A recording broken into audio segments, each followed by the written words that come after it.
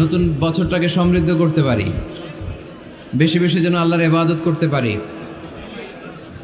নতুন বছরে আমরা শপথ নেই, আমরা যেন অন্তরে হিংসা লালন না করি, বিদ্বেষ লালন না করি, আমরা নিজেরা যেন কাদা ছোড়াছুরি না করি, আমরা যেন মিলেমিশে একসাথে একাকার হয়ে যাই। আল্লাহ তুমি কবুল করো, আমরা পড়ি আমিন। 60টা জিনিস মানুষ মরে যাওয়ার পরে তার কবরে পৌঁছতে থাকে। ইন্না মিম্মা ইয়ালহাকুল মুমিন মিন হাসানাতিহি বা'দা মাউতিহি, মানুষ মরে যাওয়ার পরেও যে 60টা জিনিস তার কবরে পৌঁছায় তার মধ্যে একটা হচ্ছে মসজিদান বানাহু, সে যে মসজিদ বানিয়ে গিয়েছে ওই মসজিদের সওয়াব। সুবহানাল্লাহ পড়েন। আপনি টাকা দিয়ে মসজিদ বানিয়ে দিলেন, ওই মসজিদে মুসল্লিরা নামাজ পড়ে, রোজাদাররা এসে ওখানে ইফতার খায়, তাহাজ্জুদ আদায়কারীরা তাহাজ্জুদ পড়ে, তাদের সওয়াবের কমতি হবে না, কিন্তু তাদের সওয়াবের একটা পার্সেন্টেজ সওয়াব যে ব্যক্তি মসজিদ বানালো তার আমলনামায় আল্লাহ ঢুকিয়ে দেয়। সুবহানাল্লাহ বলতে পারলেন না? হে নামাজি আমার ঘরে নামাজ পড়ো আজ, দিল মে তোমার চরণ তলে হৃদয় যায় নামাজ। হে নামাজি আমার ঘরে নামাজ পড়ো আজ, দিল মে তোমার চরণ তলে হৃদয় যায় নামাজ। পড়েন আল্লাহু আকবার। কি সুন্দর লিখেছেন কাজী নজরুল ইসলাম। কাজী নজরুল ইসলাম খুব সুন্দর করে বলেছেন, মসজিদেরই পাশে আমায় কবর দিও ভাই, ঠিক কিনা? মসজিদেরই পাশে আমায় কবর দিও ভাই, যেন গোরে হতে মুয়াজ্জিনের আযান শুনতে পাই। আমার গোরের পাশে দিয়ে ভাই নামাজিরা যাবে, পবিত্র সেই পায়ের ধ্বনি এ বান্দা শুনতে পাবে। গোরা যাব হতে গুনাহগার পাইবে রেহাই, মসজিদেরই পাশে আমায় কবর দিও ভাই। কত মানুষ নামাজি ভাই মসজিদাঙ্গিহীনাতে, আল্লাহর নামের জিকির করে লুকিয়ে গভীর রাতে। আমি তাদের সাথে ওই আল্লাহর নাম জপতে চাই, আল্লাহর নাম জপতে চাই। পড়েন সবাই, মসজিদেরই পাশে আমায় কবর দিও ভাই, যেন গোরে হতেও মুয়াজ্জিনের আযান শুনতে পাই। চিল্লায় পড়তে হবে আমিন। কি দরদ ছিল আমাদের জাতীয় কবি কাজী নজরুল ইসলামের, মসজিদের পাশে আল্লাহ তুমি আমার কবর দিও। আল্লাহ এই দোয়াটা কবুল করে নিয়েছে, ঠিক কিনা? ওনার কবরের পাশে মসজিদ আছে না নাই? আছে। এজন্য মসজিদের সাথে সম্পর্ক জুড়ে দেওয়া এটা ইমানদারের আলামত, আর মসজিদকে ঘৃণা করা এটা মুনাফিকের আলামত। এজন্য আমরা যেন আমাদের হৃদয়টাকে মসজিদের সাথে জুড়ে দেই, মসজিদের সাথে যেন সুসম্পর্ক থাকে। মসজিদ সবার, মসজিদ নিয়ে দলাদলি নাই। দলাদলি আছে অনেক জায়গায়, হানাফি মসজিদ, আহলে হাদিস মসজিদ, এরকম আমরা দেখি বা শুনি, এটা ঠিক না। হানাফি মসজিদ বলে কোনো কথা নাই, আহলে হাদিস মসজিদ বলে কোনো কথা নাই। মসজিদ সবার। ছোট্টখাট্ট বিষয় নিয়ে মসজিদে মারামারি, একজন হাত তোলে আরেকজন তোলে না, কিলাকিলি আছে না নাই? একজন বলে জোরে আমিন, আরেকজন আস্তে আমিন, মারামারি আছে না নাই? এগুলো কি মারামারি করার কোনো বিষয়? কথা বলেন। সালাতে ফরজ আছে, ওয়াজিব আছে, সুন্নাহ আছে। খেয়াল করে বুঝবেন, ফরজ যদি নষ্ট হয় সালাত ভঙ্গ হয়, you have to repeat your সালাত। ওয়াজিব নষ্ট হলে সালাত ভঙ্গ হয় না, নতুন করে পড়া লাগে না, সেজদায় সাহু দিলেই সালাত আদায় হয়ে যায়।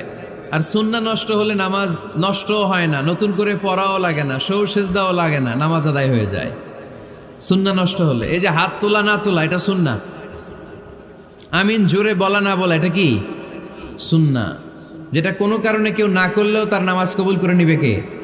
আর এই সব সুন্নত লই আমগো দেশে কিলাকিলি। মৌলভীবাজারে মাশাআল্লাহ এগুলা নাই, এখানেও আছে। এগুলার অবসান ঘটুক, আমরা চাই কি চাই না? আর কত এই ছোটখাটো বিষয় নিয়ে আমরা এই বিভেদের প্রাচীর আর দেয়ালকে উঁচু করব আমাদের মাঝখানে? কবে আমরা ঐক্যের সিন্ডিকেট করব? কবে? আর কবে সাদা মনের মানুষ হব? কবে? আর কত? অনেক হয়েছে, আর না, এবার থামেন। বিভেদের প্রাচীরকে ভেঙে চুড়িয়ে দেন। ঐক্যের এমন সিন্ডিকেট গড়তে হবে যাতে কোনো অপশক্তি এই ঐক্যকে ভাঙতে না পারে, বানচাল করতে না পারে। চিল্লায় বলেন ঠিক কিনা? এজন্য মিউচুয়াল রেসপেক্টের দরকার, পারস্পরিক শ্রদ্ধাবোধ সব ক্ষেত্রে, রাজনীতিতে, সামাজিক অ্যাক্টিভিটিসে আমাদের আলেম ওলামাদের মধ্যে পারস্পরিক শ্রদ্ধাবোধের দরকার, মিউচুয়াল রেসপেক্ট। কেউ কাউরে রেসপেক্ট করে না, আমি যেটা বুঝছি এটাই সব, বাকি সব হারাম, এরকম বলে না অনেকে? এরকম যেন না করি। তাহলে মসজিদ সবার, মসজিদ আল্লাহর হাবিব সাল্লাল্লাহু আলাইহি ওয়াসাল্লাম খ্রিস্টানদেরকে মসজিদে ঢুকতে দিয়েছেন, আর আমরা মুসলমান ভাইয়ের জন্য মসজিদে তালা ঝুলাই দেই, আছে না নাই? আল্লাহর হাবিব সাল্লাল্লাহু আলাইহি ওয়াসাল্লাম কোথাও গেলেই প্রথমে মসজিদ বানাতেন। কি বানাতেন? মসজিদ বানাতেন। মক্কা থেকে হিজরত করে মদিনায় আসলেন, কোবায় থাকলেন কয়েক সপ্তাহ। কোবা পল্লীতে তিনি মসজিদ বানালেন, মসজিদ কোবা। ওখানে প্রতি শনিবার কেউ যদি অজু করে ওখানে যে 2 রাকাত নামাজ পড়ে, একটা কবুল উমরার সওয়াব আল্লাহ তাআলা তার আমলনামায় দিয়ে দেয়। মসজিদে কোবা বানালেন। তারপরে মদিনায় এসে মসজিদে নববী বানালেন আল্লাহর হাবিব সাল্লাল্লাহু আলাইহি ওয়াসাল্লাম, মসজিদে নববী। এটা ছিল আল্লাহ রাসূল সাল্লাল্লাহু আলাইহি ওয়াসাল্লামের বৈশিষ্ট্য। কোথাও গেলেই তিনি মসজিদ বানাতেন, মসজিদে নববী। হায় রে, এখন তো কত সুন্দর মসজিদ আমরা দেখি, আমরা যে সালাত পড়ি। আল্লাহর হাবিব সাল্লাল্লাহু আলাইহি সাল্লামের সময় মসজিদে নববী কি এরকম ছিল? কথা বলেন। ফ্লোর ছিল বালুর ফ্লোর। কিসের ফ্লোর? আমাদের মসজিদের ফ্লোর কিসের? টাইলস। আর আল্লাহ রাসূল সাল্লাল্লাহু আলাইহি ওয়াসাল্লামের মসজিদে নববীর ফ্লোর কিসের? কথা বলে না তো আওয়াজ করে উত্তর দেন না কেন? কষ্ট হচ্ছে? দুপুরে খাইছেন না সবাই? কেন খান নাই কেন? রোজা রাখছিলেন? হ্যাঁ, ফজর বাদে আইছি। আচ্ছা ঠিক আছে, ঠিক আছে। আচ্ছা আচ্ছা, সাউন্ড নাই, কথা শোনা যায় না? তো এটা শুনলা কেমনে? জিজ্ঞেস করলাম কথা শোনা যায় না, কয় না। তো এটা শুনলা কি করে? মানে অল্প শোনা যায়, তাই তো? একটু পরে আমার বিদায় ঘন্টা বাজবে, আমি চলে যাব। এই তোমরা ডিস্টার্ব করতে করতে আমার সময় শেষ।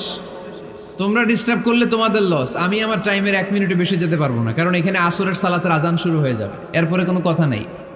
আর বক্তব্য লম্বা করা এটা বেদাত। এই বেদাতকে আমি সুন্নাতের মধ্যে আনতে চাচ্ছি। একটা সময়ে একেবারে কমায় নিয়ে আসবো। এত প্রোগ্রামও আমি করতে চাই না। আমি ঘোষণা দিয়েছি আগামী বছরে সারা বাংলাদেশে আমার প্রোগ্রাম হবে 50টা। কয়টা? 50টা। এরপরের বছর 30টা, এরপরের বছর 20টা। বিভাগীয় প্রোগ্রাম করলেই চলবে আমার। এক এক বিভাগে যে 2 দিন 3 দিন খালাস। এত দরকার নেই, এত লম্বা চূড়ার বক্তব্যের দরকার নেই। আধা ঘন্টা চুপ করে শুনেন, কয়েকটা মেসেজ ড্রপ করি, take it with you to your home, then practise and apply in the society. নিয়ে যান, আমল করেন, সমাজে কাজে লাগান। সমাজটা আলোকিত করে দিবে কে? খুতাবুকুম তাবিলা সালাওয়াতুকুম কাসীরা।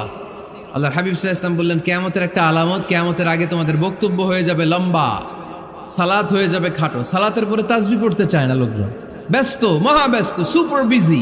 কোত্থেকে আসলে এই ব্যস্ততা? আপনি রবের সাথে মুনাজাত, না যাই ইউনাজি মুনাজাত, আপনার রবের সাথে একাকী নীরবে কথা বলতে মনে চায় না আপনার? এত তাড়াহুড়ো কিসে? ধীর স্থির হন, একটু স্থির হন, একটু মনোদৈহিক প্রশান্তি অর্জনের চেষ্টা করেন। সব সময় ব্যস্ত, ধাক্কাধাক্কি, উচ্ছৃঙ্খলা, এগুলো আমাদেরকে শেষ করে দিয়েছে।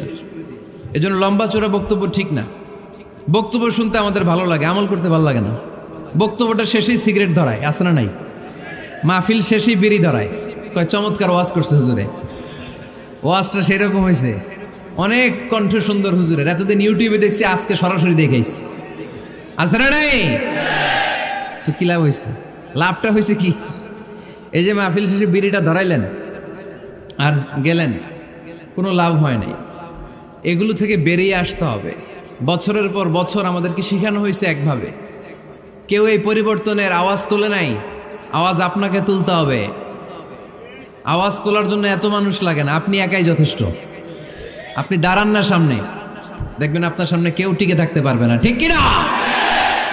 কিন্তু আপনার শক্ত সিদ্ধান্ত লাগবে, পরিবর্তনের জন্য শক্ত মানসিকতা লাগবে যে আমি পরিবর্তন করতে চাই। We have to change. যুগ জামানা পাল্টে দিতে চাই না অনেকজন। এক মানুষই আনতে পারে জাতির জাগরণ। এক মানুষই বিপদকালে বাঁচায় কাফেলায়, ক্ষুদ্র ডিঙ্গি বাঁচায় জাহাজ অসীম দরিয়ায়। এজন্য আপনার শক্ত সিদ্ধান্ত পারে আপনার মৌলভীবাজারটাকে দেশের শ্রেষ্ঠ জেলা, শ্রেষ্ঠ থানা হিসেবে আল্লাহর কাছে কবুল করতে, ঠিক কিনা? এজন্য লম্বা চূড়া আলোচনা ঠিক না। ছোটখাটো অল্প কয়েকটা মেসেজ নিয়ে যেতে পারলেই that's enough. One of the minor sign before the day of judgment, your Islamic lectures will be very longer and your salah 5 times a day will be shorter. কিয়ামতের আগে বক্তব্য লম্বা, নামাজ খাটো, তাসবিহ পড়ে না, ব্যস্ত, মহাব্যস্ত। এই মহাব্যস্ততা ছাড়েন, কোরআন সুন্নাহর দিকে ফিরে আসেন। বরকত দিবে কে? বিশ্বনবীর মসজিদে নববীর ফ্লোর বালুর ফ্লোর ছিল, আমাদের ফ্লোর টাইলস। আল্লাহর হাবিব সাল্লাল্লাহু আলাইহি ইসলামের মসজিদে বালি নিচে, এই বালিতেই নামাজ পড়তেন। বৃষ্টি হলে কাদামাটি হয়ে যেত, কাদামাটিতেই সেজদা করতেন। সেজদা করলে কাদার মাটি আল্লাহর হাবিব সাল্লাল্লাহু আলাইহি ইসলামের নাকে আর কপালে লেগে যেত। তিনি সালাম ফিরিয়ে সাহাবাদের দিকে মুখ ফিরিয়ে বসলে দেখতেন প্রতিটা সাহাবীর নাকে আর কপালে কাদার মাটি মিশে আছে। তার মানে প্রিয় নবী সাল্লাল্লাহু আলাইহি ইসলামের মসজিদে নববী ছিল কাঁচা, কিন্তু মুসল্লি ছিল পাকা। আমাদের মসজিদগুলা হয়েছে পাকা, কিন্তু মুসল্লি কাঁচা, ঠিক কিনা? ফজরের সালাতে মানুষ নাই। ইমাম সাহেব আছেন কে কে এলাকায়? দেখি ইমাম, মসজিদের ইমাম, মাশাআল্লাহ। আপনাদের এইখানে ওই মসজিদে ফজরের নামাজে কয় কাতার হয়? 5 জন 6 জন? কেনে এত কম? কেনে? হ্যাঁ, আসে না, আসতে চায় না লোকজন। তো এই যে 5-6 জন ফজরের সালাতে, কল্পনা করতে পারেন ফজরের সালাতে এত কম লোক? ফজরের জামাতে লোক যায় না, এটা একটা মহামারী। যেদিন ফজরের জামাতের দৃশ্য আর জুমার নামাজের দৃশ্য একরকম হয়ে যাবে, ওই দিনই বাংলাদেশে ইসলাম কায়েম হয়ে যাবে। এখন স্লোগান তোলে বিপ্লব বিপ্লব, ইসলামী বিপ্লব। আর ফজরের সময় আমি কম্বলের ভিতরে, আছে না নাই? কোনো বিপ্লব হবে না। ফজরের নামাজ জামাতে পড়ুন, সকালটারে বরকতময় করে দিবে কে? আল্লাহর হাবিব সাল্লাল্লাহু আলাইহি ওয়াসাল্লামের মসজিদ ছিল সবার জন্য উন্মুক্ত, এখানে সবাই আসতে পারত। এজন্য মসজিদ হবে সবার। আমরা মসজিদের আবাদকারী হতে চাই। এজন্য রাব্বুল আলামিন বলেন, ইন্নামা ইয়া'মুরু মাসাজিদাল্লাহি মান আমানা বিল্লাহি ওয়াল ইয়াউমিল আখির وأقام الصلاة وآتى الزكاة ولم يخش إلا الله فعسى أولئك أن يكونوا من المهتدين سبحان الله পড়েন। রব্বুল আলামিন বললেন মসজিদের আবাদকারী হবে তারা যারা আল্লাহর প্রতি ঈমান আনে, আখিরাতের প্রতি ঈমান আনে, যারা সালাত কায়েম করে, যারা যাকাত আদায় করে, যারা দুনিয়ার কাউকে ভয় পায় না, ভয় পায় একজনকে। চিল্লায় বলেন তিনি কে? যাদের হৃদয়ে আছে আল্লাহর ভয়, তারা কবু পথ ভুলে যায় না। আল্লাহর প্রেম ছাড়া এই দুনিয়া কারো কাছে কোনো কিছু চায় না, ঠিক কিনা? তাহলে যারা মসজিদের আবাদকারী এরা ভয় পায় একজনকে, চিল্লায় বলেন তিনি কে? মসজিদের আবাদকারীদের প্রথম গুণ, তারা আল্লাহ বিশ্বাস করে, তারা আখিরাতে বিশ্বাস করে, তারা সালাত কায়েম করে, তারা যাকাত আদায় করে, তারা আল্লাহ ছাড়া পৃথিবীর কাউরে ভয় পায় না। আল্লাহ বলেন ফাআসা উলাইকা আইয়াকুনু মিনাল মুহতাদিন, আশা করা যায় তারাই হলো হেদায়েতের রাস্তার উপরে আছে, ঠিক কি না? তারাই মসজিদের আবাদকারী, যারা মসজিদে যায়, সালাত আদায় করে। এখন মসজিদের আবাদকারী আপনি হতে চান, আপনি মসজিদে যান না, আপনি আবাদকারী হতে পারবেন? মসজিদের অনেক সভাপতি আছে মসজিদে যায় না, আছে না নাই? মৌলভীবাজারে এই সমস্যা বোধহয় নাই। মসজিদের সেক্রেটারি মসজিদে যায় না, আছে না নাই? তাহলে হইল, এটা হইল, এটা মেনে নেওয়া যায়? এজন্য সভাপতি সাহেবরা, আপনি কষ্ট করে মসজিদ বানিয়েছেন, মসজিদে যাবেন। সভাপতি সাহেব আপনি মসজিদে যাবেন, সেক্রেটারি সাহেব আপনি মসজিদে যাবেন, তাহলে আপনি সঠিক মসজিদের আবাদকারী হবেন, ঠিক কিনা? আমরা মসজিদের আবাদকারী হতে চাই ইনশাআল্লাহ। পড়েন উমরানুল মাসাজিদ, মসজিদের আবাদ কি করে করতে হয়? মসজিদ আবাদ করার এক নাম্বার মাধ্যম হচ্ছে মসজিদ নির্মাণ করা। কি করা? নির্মাণ করা। খেয়াল করবেন, আল্লাহর হাবিব সাল্লাল্লাহু আলাইহি ওয়াসাল্লাম বলেছেন, মান বানা মসজিদান মিন মালিহি ফিদ দুনিয়া বানাল্লাহু লাহু বাইতান ফিল জান্নাহ। যে ব্যক্তি নিজের পকেটের টাকা খরচ করে দুনিয়াতে মসজিদ বানায়, আল্লাহ তাআলা তার জন্য জান্নাতে ঘর বানায়। 60টা জিনিস মানুষ মরে যাওয়ার পরে তার কবরে পৌঁছতে থাকে। ইন্না মিম্মা ইয়ালহাকুল মুমিন মিন হাসানাতিহি বা'দা মাউতিহি। মানুষ মরে যাওয়ার পরেও যে 60টা জিনিস তার কবরে পৌঁছায়, তার মধ্যে একটা হচ্ছে মসজিদান বানাহু। সে যে মসজিদ বানিয়ে গিয়েছে, ওই মসজিদের সওয়াব। সুবহানাল্লাহ পড়েন। আপনি টাকা দিয়ে মসজিদ বানিয়ে দিলেন, ওই মসজিদে মুসল্লিরা নামাজ পড়ে, রোজাদাররা এসে ওখানে ইফতার খায়, তাহাজ্জুদ আদায়কারীরা তাহাজ্জুদ পড়ে, তাদের সওয়াবের কমতি হবে না, কিন্তু তাদের সওয়াবের একটা পার্সেন্টেজ সওয়াব যে ব্যক্তি মসজিদ বানালো তার আমল নামে আল্লাহ ঢুকিয়ে দেয়।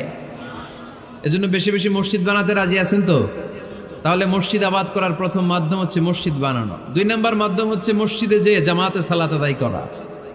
জামাতে সালাতুল জামাআ তাফদুলু সালাতাল ফাযযি বি27 দারাজা। ঘরে নামাজ পড়লে একা একা পড়লে যেই সওয়াব, জামাতে পড়লে 27 গুণ বেশি সওয়াব। সুবহানাল্লাহ বলতে পারলেন না? হে নামাজি আমার ঘরে নামাজে পড়ো আজ, দিলে মে তোমার চরণ তলে হৃদয় যায় নামাজ। হে নামাজি আমার ঘরে নামাজে পড়ো আজ, দিলে মে তোমার চরণ তলে হৃদয় যায় নামাজ। পড়েন আল্লাহু আকবার। কি সুন্দর লিখেছেন কাজী নজরুল ইসলাম। মসজিদ কেমন যেন মসজিদ তার নিজের ভাষায় আল্লাহর কাছে কেঁদে কেঁদে ফরিয়াদ জানায়, আল্লাহ নামাজিরা আমার ঘরে আসে না, কি সুন্দর টাইলস, কি সুন্দর মুসল্লা, কি সুন্দর এয়ার কন্ডিশন, সব আছে কিন্তু মুসল্লি নাই, ঠিক কিনা? মসজিদগুলো আল্লাহর কাছে ফরিয়াদ জানায়। এজন্য আমরা যেন মসজিদমুখী হই। কি মুখী? আওয়াজ করে বলতে হবে, কি মুখী? মসজিদমুখী। তাহলে মসজিদ আবাদের 1 নম্বর পদ্ধতি মসজিদ বানানো। 2 নম্বর মসজিদে বেশি বেশি যে জামাতে সালাত আদায় করা। 3 নম্বরে মসজিদের সাথে সম্পর্ক জুড়ে দেওয়া, হৃদয়টা যেন সবসময় মসজিদের সাথে লেগে থাকে। আল্লাহর হাবিব সাল্লাল্লাহু আলাইহি ওয়াসাল্লাম বললেন, সাবআতুন ইউযিল্লুহুমুল্লাহু ফি যিল্লিহি ইয়াওমা লা যিল্লা ইল্লা যিল্লু। 7 শ্রেণীর ব্যক্তিকে আল্লাহ তাআলা কিয়ামতের দিন আরশের নিচে ছায়া দিবে, যেদিন আল্লাহর আরশের ছায়া ছাড়া কোনো ছায়া পৃথিবীতে থাকবে না। সেই দিনটা কি এই দিনের মতো? কিয়ামতের দিনটা আজকের এই দিনের মতো হবে? 50,000 বছর হবে। এটা লেন্থ, এটা ডিউরেশন। কাআন সাফসাফা লা তারা ফিহা ইওয়াজা ওয়ালা আমতা। লেভেল প্লেইং ফিল্ড, তামার জমিন। একটু কল্পনা করেন তো ওই দিনটা কত ভয়ঙ্কর। বাবা ছেলেরে চিনবে না ওই দিন, ছেলে বাবারে চিনবে না, স্ত্রী স্বামীকে চিনবে না, স্বামী স্ত্রীকে চিনবে না, পীর সাহেব মুরিদ চিনবে না, মুরিদ পীর সাহেবকে চিনবে না, নেতা কর্মীকে চিনবে না, কর্মী নেতাকে চিনবে না। হায় হায়, ইয়া নাফসি বলে কাঁদবে। সূর্যটা মাথার কাছে চলে আসবে, সূর্যের তাপে মাথার মগজগুলো গলে গলে নাকের ছিদ্র আর কানের ছিদ্র দিয়ে টপ টপ করে বেয়ে বেয়ে পড়বে। তৃষ্ণায় মানুষগুলো পাগল পাড়া, জিহ্বাটা বের হয়ে নাভি পর্যন্ত ঝুলতে থাকবে। সেদিন সবাই পাগলের মতো ছুটতে থাকবে, কোনো ছায়া নাই আল্লাহর আরশের ছায়া ছাড়া। আল্লাহর হাবিব বললেন 7 শ্রেণীর ব্যক্তিকে আল্লাহ তাআলা আরশের নিচে ছায়া দিবেন। এর মধ্যে 1 শ্রেণীর ব্যক্তি রাজুলুন কলবুহু মুআল্লাকুন বিল মাসাজিদ। ওই ব্যক্তি যার হৃদয়টা সবসময় আল্লাহর মসজিদের সাথে লেগে থাকে।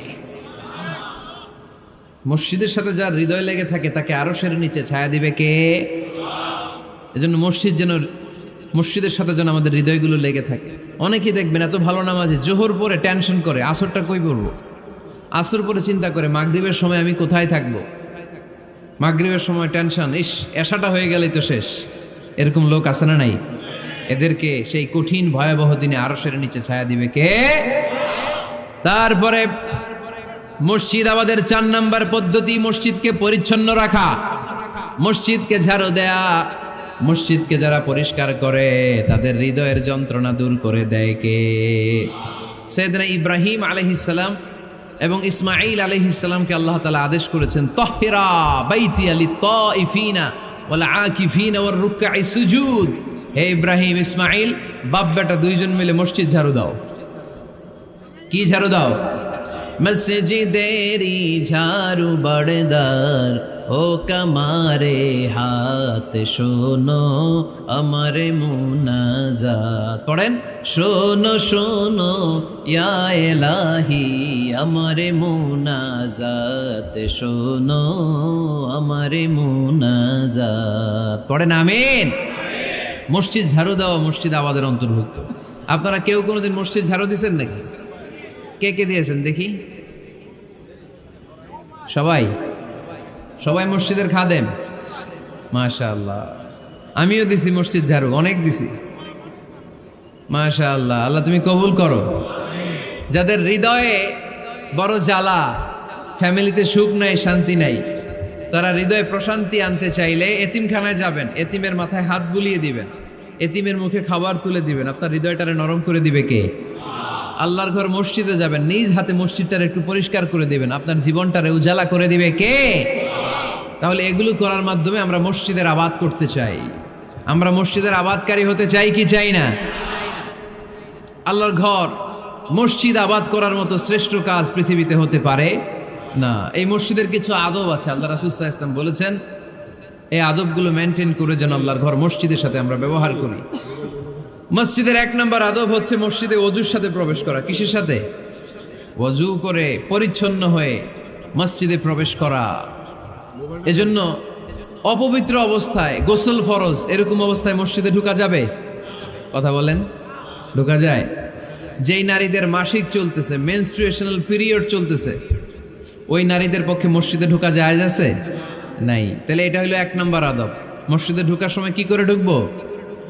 ওযু করে। আওয়াজ করে বলেন, কি করে ঢুকবো? ওযু করে। 2 নম্বর আদব হচ্ছে মসজিদে যাওয়ার সময় সবচেয়ে ভালো জামাটা পরে যাব, সবচেয়ে ভালো পাঞ্জাবিটা পরে যাব। জান তো আপনারা? না সবচেয়ে সিরাটা পরে যান? হ্যাঁ, অনেকের নামাজের জন্য একটা পুরান জামা আছে, সিরা পাড়া, এদিকে হাত উঠাইলে দিতে দেখা যায়, আছে না নাই? সবচেয়ে সিরা পাড়াটা রাখে নামাজের জন্য, কপাল পোড়া। আর সুন্নাতে খাতনার অনুষ্ঠানে গেলে মাশাআল্লাহ লেহেঙ্গা গায়ে দিয়ে যায়, আছে না নাই? না, আপনি ইবাদতের জন্য সবচেয়ে সুন্দর জামাটা রাখবেন। এজন্য রাব্বুল আলামিন বলেন, ইয়া বানি আদম খুযু জিনাতাকুম ইনদা কুল্লি মসজিদ। ও বনি আদম, তুমি যখন আল্লাহর ঘর মসজিদে ঢুকবা, ও বনি আদম, তুমি যখন নামাজের মুসল্লায় দাঁড়াবা, তোমার সবচাইতে দামি, সবচাইতে সুন্দর জামাটা গায়ে দিয়ে তুমি নামাজে দাঁড়াও। ঠিক কি না? তাহলে এখন মসজিদে যাওয়ার সময় কি গায়ে দিয়ে যাবেন বলেন? খিতা করবাইন? হ্যাঁ, মাশাআল্লাহ। হ্যাঁ, সবচেয়ে ভালো কাপড়টা আয়রন করে, পারফিউম মেখে তারপরে আমরা যাব। রাজি আছেন তো? 3 নম্বর আদব হচ্ছে মসজিদে ঢোকার সময় বাম পা দিয়ে ঢুকতে হয়।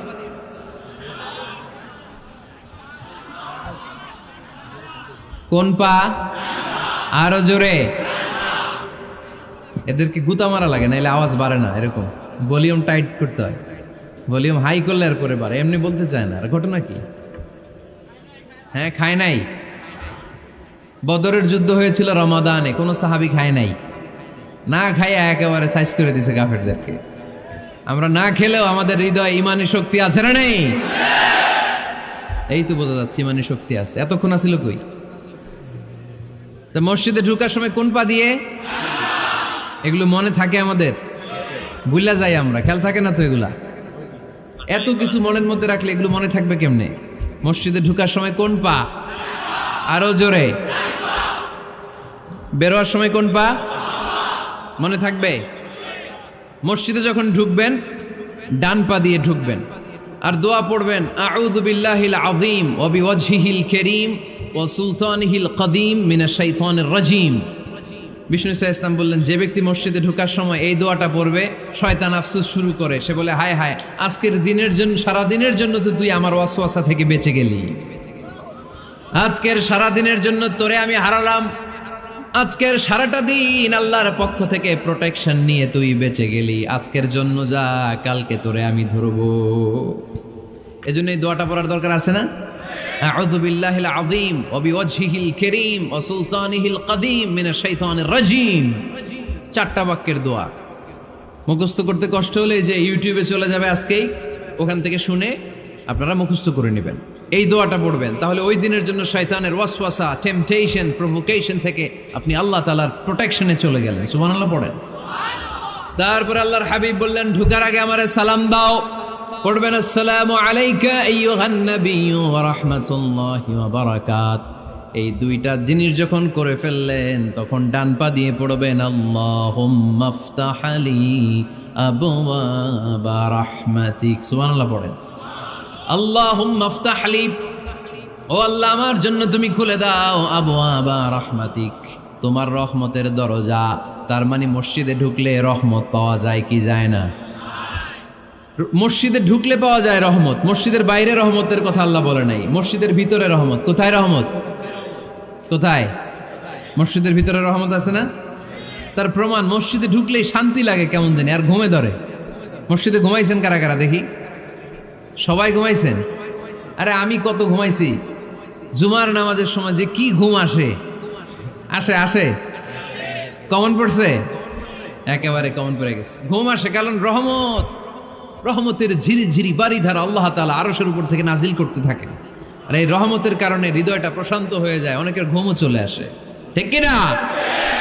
এজন্য আল্লাহুম্মা আফতাহ লি আবওয়াবা রাহমাতিক, ও আল্লাহ তোমার রহমতের দরজাগুলো আমার জন্য খুলে দাও। এই দোয়া পড়লে রহমতের দরজা খুলে দেয় কে? আবার মসজিদ থেকে যখন বের হবেন তখন কোন পা দিয়ে? জোরে বলেন। বাম পা দিয়ে কি পড়বেন? আল্লাহুম্মা ইন্নী আসআলুকা মিন ফাদলিক, ও আল্লাহ তোমার কাছে আমি তোমার পক্ষ থেকে ফদল চাই, মানে রিজিক চাই। রিজিক দেয়ার মালিক কে?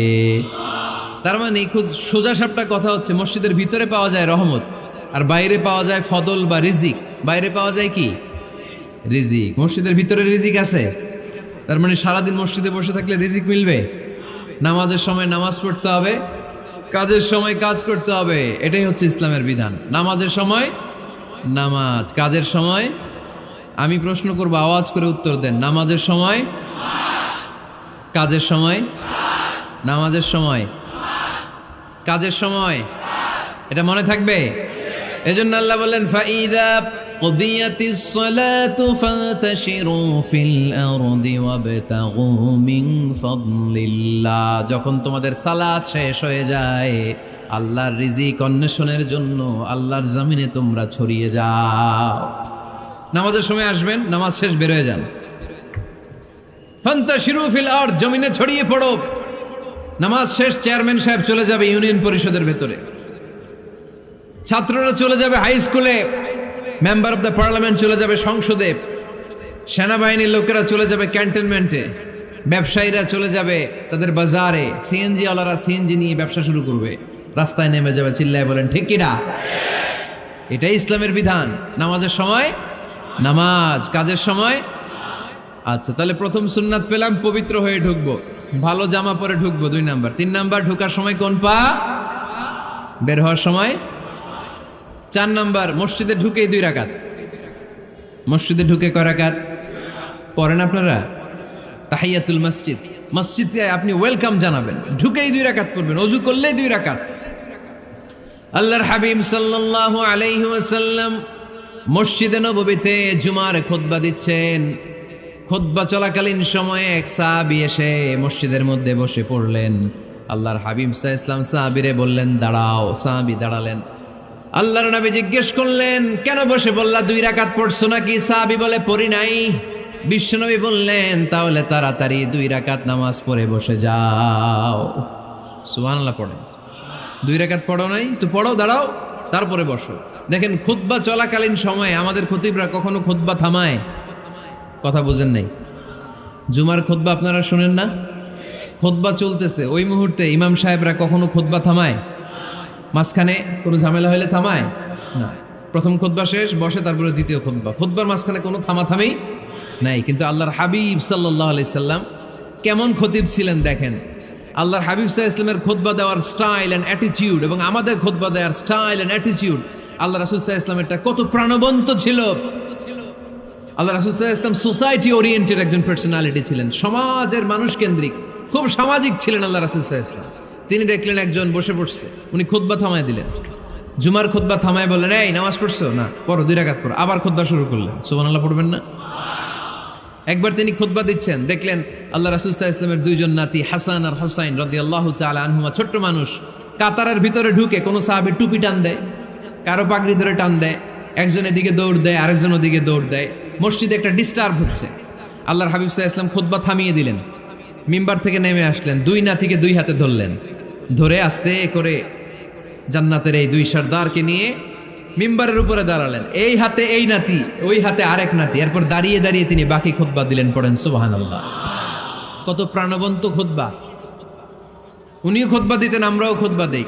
আল্লাহর হাবিব সাল্লাল্লাহু আলাইহি ওয়াসাল্লাম খুতবা দিচ্ছেন, এক সাহাবী এসে বলল, ইয়া রাসূলুল্লাহ, মদিনায় দুর্ভিক্ষ, বৃষ্টি নাই, আপনি বৃষ্টির দোয়া করেন। রাসূল সাল্লাল্লাহু আলাইহি ওয়াসাল্লাম খুতবা থামায় দিলেন, থামায় দিয়ে দোয়া শুরু করলেন, আল্লাহুম্মা আসকিনা গাইসান মুগীসান মারিআন মুরিআন নাফিআন গায়রা দার আজিলান গায়রা আজল। আল্লাহ, উপকারে বৃষ্টি দেন, যে বৃষ্টিতে আমাদের ফসল জন্মাবে, সবুজ ঘাস লতা পাতা জন্মাবে, আমাদের গবাদি পশুর রিজিক বাড়বে, এরকম উপকারী বৃষ্টি আমাদেরকে দিয়ে মদিনাটারে ধন্য করে দেন। বৃষ্টি শুরু হলো, জুমাবার বৃষ্টি, শনি রবি সোম মঙ্গল বুধ বৃহস্পতি শুক্র, টানা 7 দিন বৃষ্টি। এবার বৃষ্টির চোটে মদিনায় বন্যা হয়ে গেছে। এতদিনে দুর্ভিক্ষ, এতদিনে কি? এখন বৃষ্টির বরকতের দোয়া করছে, বৃষ্টিতে এবার বন্যা। যেই সাহাবী বৃষ্টির জন্য দোয়া করতে বলেছিলেন, পরের জুমাবারের খুতবার সময় এসে ওই সাহাবী বলেন, ইয়া রাসূলুল্লাহ, আবার খুতবার মাঝখানে, ইয়া রাসূলুল্লাহ, আর বৃষ্টির দরকার নাই, আর দরকার নেই, এবার বৃষ্টি বন্ধের দোয়া করেন। আল্লাহর হাবিব সাল্লাল্লাহু আলাইহি ওয়াসাল্লাম খুতবা থামিয়ে আবার বন্ধের দোয়া, আল্লাহুম্মা হাওয়ালাইনা ওয়ালা আলাইনা, হে আল্লাহ আমাদের চারিদিকে দেন, মদিনাতে আর বৃষ্টির দরকার নাই। চিল্লায় পড়েন সুবহানাল্লাহ। এজন্য খতিব হবে এরকম প্রাণবন্ত খতিব।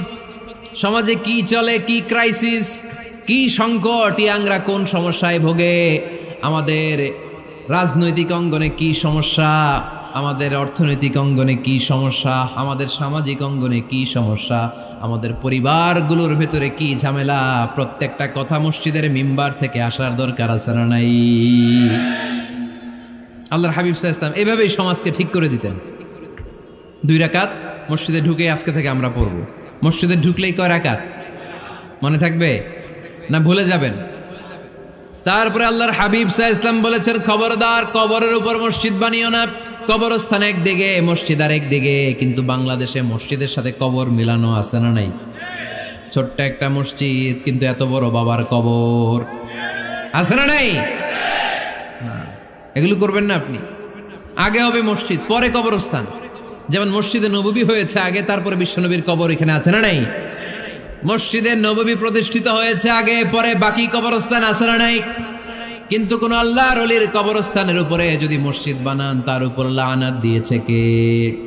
লাআনা রাসূলুল্লাহ আলাল ইয়াহুদ ওয়ান নাসারা ইত্তাখাযু কুবুর আমবিয়াইহিম মাসাজিদা। আল্লাহর রাসূলের লানত ইহুদি নাসারাদের উপর, কারণ ইহুদি আর নাসারাদের একটা খাসলাত, একটা বৈশিষ্ট্য ছিল, তারা তাদের নবীদের কবরের উপরে মসজিদ বানায় ফেলত। এটা করা যাবে? এজন্য এলাকায় এলাকায় এই ঝামেলা, কবর আর মসজিদ হবে আলাদা। আবার মসজিদের কেবলার দিকে যেন কবরস্থান না হয়, তাহলে শিরক হওয়ার সম্ভাবনা আছে না নাই? খুব সাবধান, আল্লাহ সব মাফ করে কিন্তু শিরক মাফ করে না, ঠিক কিনা? শিরক হচ্ছে মহাপাপ, সব পাপের বাপ। এজন্য আমরা সব করলেও শিরকের গুনাহ মুসলমান কখনো করতে পারে। এরপর আল্লাহর হাবিব বললেন, মসজিদকে পরিষ্কার পরিচ্ছন্ন রাখো, এটাও মসজিদের আদাব। মসজিদে আতর লাগিয়ে দেন, বাখুর জ্বালিয়ে দেন। আপনাদের এই এলাকার মধ্যে তো বাখুরের অভাব নাই, আগরের অভাব নাই, ঠিক কিনা? গতকাল প্রোগ্রাম ছিল কই? সুজানগর, আগরের রাজধানী। আগর চিনেননি আপনারা? হ্যাঁ, এই যে দেহনেল উদ পারফিউম, আপনাদের এই যে মাহাতাব সাহেবের আল হারামাইন, এরপরে যে আজমল কোম্পানি, এও আপনাদের এই মৌলভীবাজার এলাকার। এরকম অনেক কোম্পানি আছে দুবাই ভিত্তিক, গোটা বিশ্বে ওনারা ব্র্যান্ডিং করেছে। এগুলোর র ম্যাটেরিয়াল, কাঁচামাল যায় হচ্ছে আপনাদের মৌলভীবাজার থেকে। সম্মানিত ভাইয়েরা, মসজিদ পরিষ্কার পরিচ্ছন্ন রাখবেন, এই বাখুর জ্বালাবেন, দেহনেল উদ, এই পারফিউমগুলো ছড়িয়ে দিবেন। মসজিদের মধ্যে অনেক মসজিদে দুর্গন্ধ আছে না নাই? এই কার্পেটের মধ্যে ময়লা, পরিষ্কার করেন। আল্লাহর হাবিব সাল্লাল্লাহু আলাইহি ওয়াসাল্লাম বলেছেন, খবরদার। আম্মা জান আয়েশা বর্ণনা করেন, আমার রাসূলুল্লাহ সাল্লাল্লাহু আলাইহি ওয়াসাল্লাম বিবিনাইল মসজিদ ফি দুয়ার ওয়া আন তুতাইয়াবা ওয়া তুনাযাফ। আমরা যেন এলাকা এলাকায় মসজিদ বানাই, মসজিদগুলোকে যেন পারফিউম দিয়ে, আতর দিয়ে সুগন্ধময় করে দেয়। বিশ্বনবী আদেশ করেছেন, সুবহানাল্লাহ পড়েন। এজন্য কোনো অপরিচ্ছন্ন মসজিদ থাকতে পারবে না। মসজিদের পাশ দিয়ে গেলে আতরের ঘ্রাণে আমোদ হয়ে লোকজন যেন বুঝতে পারে এটা আল্লাহর ঘর, মসজিদ। চিল্লায় বলেন ঠিক কিনা? এরপরে আল্লাহর হাবিব সাল্লাল্লাহু আলাইহি ওয়াসাল্লাম বলেছেন, মসজিদের আরেকটা আদব হলো মসজিদকে অতিমাত্রায় ডিজাইন না করা। বেশি ডিজাইন করা যাবে না। এমন ডিজাইন করা যাবে না যে এটা মসজিদ বোঝাই যায় না। এত লাইটিং ফাইটিং করে, এটা কি মসজিদ না কমিউনিটি সেন্টার বোঝাই যায় না। আছে না? নাই আছে। এরকম যেন আমরা না করি সম্মানিত ভাইয়েরা। বিশেষ করে মসজিদের সামনের দেয়ালে। কোন দেয়ালে? সামনের দেয়ালটা কেবলার দিকে যেই দেয়াল, এই দেয়ালটা হতে হবে ফ্রেশ, যাতে করে মানুষের দৃষ্টি আকর্ষণ না করে। প্রায় মসজিদের দেয়ালের মাঝখানে দেখবেন আপনি ক্যালেন্ডার ঝুলায় রাখে। আছে না নাই? মৌলভীবাজারের কি অবস্থা? খিতা খবর আছে? তো এই যে ক্যালেন্ডার ঝুলায় রাখে, ওইখানে দেখবেন বিভিন্ন মসজিদের ছবি, এতিমখানার ছবি, মানুষের ছবি। তো মানুষ নামাজও পড়ে, আবার ওগুলোও তাকায়। আছে না নাই? প্রথম কাতারে পরে ওইখানে কি লেখা, এগুলো পরে তার ডিস্টার্ব হচ্ছে না? এই মুসল্লির দৃষ্টি যাতে অন্যদিকে না যায়, এটা খেয়াল রাখতে হবে। যদি পারা যায় মসজিদের সামনে কোনো ঘড়ি টড়ি চলবে না। ঘড়ি মসজিদের পেছনের দেয়ালে, সময়সূচি পেছনের দেয়ালে, সব পেছনে। সময় কয়টা বাজে ওটা ইমাম দেখলেই চলবে, ইমাম এভাবে দেখে নিবে, আপনারাও দেখে নিবেন। কিন্তু সামনের দেয়ালটা যত সিম্পল করা যায়। আল্লাহর হাবিব সাল্লাল্লাহু আলাইহি ওয়াসাল্লাম নামাজ পড়া অবস্থায় সামনে এমন কিছু রাখতেন না যেটার দ্বারা আল্লাহর হাবিব সাল্লাল্লাহু আলাইহি ওয়াসাল্লামের সালাতে মনোযোগ অন্যদিকে চলে যায়। আমরা যখন সালাত পড়ি, যদি অন্যদিকে তাকাই, ফেরেশতার মাধ্যমে আল্লাহ একটা ডাক দেয়, বলে আকবিল, এই বান্দা ফিরে আয়, তোর নজর থাকা দরকার সেজদার জায়গায়, ফিরে আয়। আপনি আবার যখন অন্যদিকে তাকান, আল্লাহ বলে ফিরে আয়, সেজদার দিকে তাকা। আপনি আবার যখন ঘড়ির দিকে তাকান, আল্লাহ বলে আকবিল, ফিরে আয়, সেজদার দিকে তাকা। আপনি যখন আবার অন্যদিকে তাকান, তখন আল্লাহ বলে লা হাজাতা লি ইলা সালাতিক, তোর এই নামাজের দরকার আমার নাই। নাউজুবিল্লাহ পড়বেন না? তোর এই নামাজের দরকার আমার নাই। অজু করে কষ্ট করে যাকে খুশি করার জন্য আপনি সালাতে দাঁড়ালেন, উনি যদি বলে এই নামাজের দরকার নেই, তা কার জন্য নামাজ পড়লেন আপনি? কথা কি বুঝতে পেরেছেন?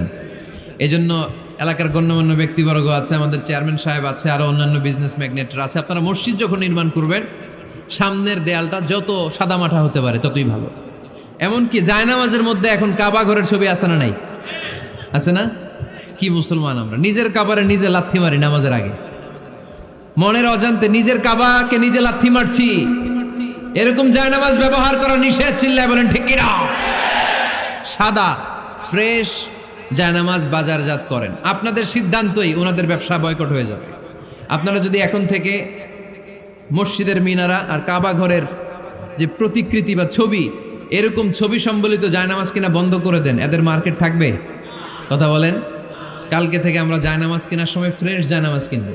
কোনো মসজিদ, কোনো মিনার, আমাদের কাবা ঘরের ছবি সম্বলিত কোনো জায়নামাজ কিনা যাবে? আওয়াজ করে বলেন, যাবে? যাবে না। এগুলো হচ্ছে মসজিদের আদাব। এগুলো রক্ষা করে মসজিদে ঢোকার দরকার আছে না নাই? পৃথিবীতে 3টা মসজিদ সবচাইতে শ্রেষ্ঠ মসজিদ। কয়টা? আওয়াজ করে বলেন না। 1 নাম্বার মসজিদুল হারাম, ফাওয়াল্লু উজুহাকুম শাতরা। যেখানেই তোমরা নামাজ পড়ো না কেন, মসজিদের হারামের দিকে হয়ে নামাজ পড়ো। কেবলা কোন দিকে আজকে? এদিকে, এইদিকে কেবলা। আমি যদি এদিকে হয়ে পড়ি, নামাজ হবে না? হবে না কেন? কারণ কেবলামুখী হয়ে নামাজ পড়া ফরজ। চিল্লায় বলেন ঠিক কিনা? মসজিদুল হারাম পৃথিবীর প্রথম মসজিদ। ওখানে একটা ঘর আছে, ঘরটার নাম হলো কাবা। ইন্না আউওয়ালা বাইতিন উদিআ লিন-নাসি লাল্লাযী বিবাক্কাতা মুবারাকা। এই পৃথিবীর প্রথম ঘর, যেই ঘরটা স্থাপিত হয়েছে বাক্কা শহরে। বাক্কা মক্কার আগের নাম, এখন শহরের নাম মক্কা। আগে নাম ছিল কি? সবাই বলেন, কি নাম ছিল? বাক্কা। এটা পৃথিবীর আদি ঘর। সব নবীদের পরশধন্য পদধূলিতে এই জায়গাটা বরকতময় হয়েছে। এটা এমন ঘর, যেই ঘরের চারদিকে 1 রাকাত নামাজ পড়লে 1 লক্ষ রাকাতের সওয়াব পাওয়া যায়। হজ উমরা করেছেন কে কে দেখি? হজ উমরা করেছেন আপনারা না? মাশাআল্লাহ। আমরা যারা করতে পারি নাই, আল্লাহ তাদেরকেও তৌফিক দাও। আমরা যেন এই কাবা ঘরে যে প্রাণ ভরে সালাত আদায় করতে পারি, আল্লাহ তৌফিক দান করো। আমরা যেন মসজিদে নববীতে যে প্রাণ ভরে সালাত পড়তে পারি, তৌফিক দান করো। আল্লাহর হাবিব সাল্লাল্লাহু আলাইহি ইসলামের কবরের সামনে দাঁড়িয়ে যেন আমরা প্রাণ খুলে, মন প্রাণ উজাড় করে বিশ্বনবী সাল্লাল্লাহু আলাইহি ইসলামকে সালাম দিতে পারি, আল্লাহ তৌফিক দান করো। এই কাবা ঘরকে কেন্দ্র করে প্রতিদিন 100টা রহমত নাজিল হয়। আওয়াজ করে বলেন, কয়টা? আল্লাহর হাবিব বললেন প্রতিদিন প্রতিনিয়ত 100টা রহমত নাজিল হতেই থাকে। সিত্তুন আলিত তাইফিন, 60টা রহমত তাদের উপর নাজিল হয় যারা কাবা ঘরের চারদিকে তাওয়াফ করে। আরবাঈন আলিল মুসাল্লিন, বাকি 40টা নাজিল হয় যারা কাবা ঘরের পাশে নামাজ পড়ে। ওয়া 20 আলিন নাযিরিনা ইলাল কাবা, বাকি 20টা রহমত প্রতিনিয়ত নাজিল হয় যারা তাওয়াফ করে না, সালাত আদায় করে না, শুধু কাবার গিলাফের দিকে তাকিয়ে থাকে। কাবার দিকে তাকায় থাকলেই সওয়াব। সুবহানাল্লাহ পড়েন। এক রাকাতে কয় লক্ষ রাকাতের সওয়াব। এজন্য আল্লাহর হাবিব সাল্লাল্লাহু আলাইহি ওয়াসাল্লাম বলেছেন, লা তুশাদ্দুর রিহাল ইল্লা ইলা সালাসাতি মাসাজিদা, স্পেশাল ভার্চু এন্ড রিওয়ার্ড, বিশেষ সওয়াবের নিয়তে পৃথিবীর এই 3টা জায়গা ছাড়া কোথাও নিয়ত করে ভ্রমণ করা জায়েজ নাই। এক হচ্ছে মসজিদুল হারাম, 2 হচ্ছে মসজিদ নববী, 3 হচ্ছে মসজিদুল আকসা। এই 3টা মসজিদ ছাড়া পৃথিবীর কোনো মসজিদে নিয়ত করে সফর করা যাবে না, বিশেষ নিয়তে সফর করা যাবে না। যে আমি যদি এই মৌলভীবাজারের জামে মসজিদে যাই বেশি সওয়াব পাওয়া যাবে, এই নিয়তে সফর করা যাবে না। বেশি সওয়াব শুধু এই 3 মসজিদে। মসজিদুল হারামে 1 রাকাতে কত রাকাতের সওয়াব? কথা কয় না, বুঝে নাই বোধহয়। কয় লক্ষ? আর মসজিদে নববীতে 1 রাকাতে 1000 রাকাতের সওয়াব। আরেক বর্ণনায় আছে 50,000, বর্ণনাটা দুর্বল। সহিহ বর্ণনায় এসেছে 1 রাকাতে 1000 রাকাতের সওয়াব। মসজিদুল আকসায় সালাত পড়লে 1 রাকাতে, এক বর্ণনায় এসেছে 250 রাকাতের সওয়াব, আরেক বর্ণনায় এসেছে 500 রাকাতের সওয়াব। এই 3টা মসজিদ ছাড়া যে নামাজ পড়লে বেশি সওয়াব হবে, এই নিয়তে সফর করা যাবে? চিল্লায় বলেন যাবে। তবে মসজিদটা দর্শন করার জন্য যেতে পারবেন।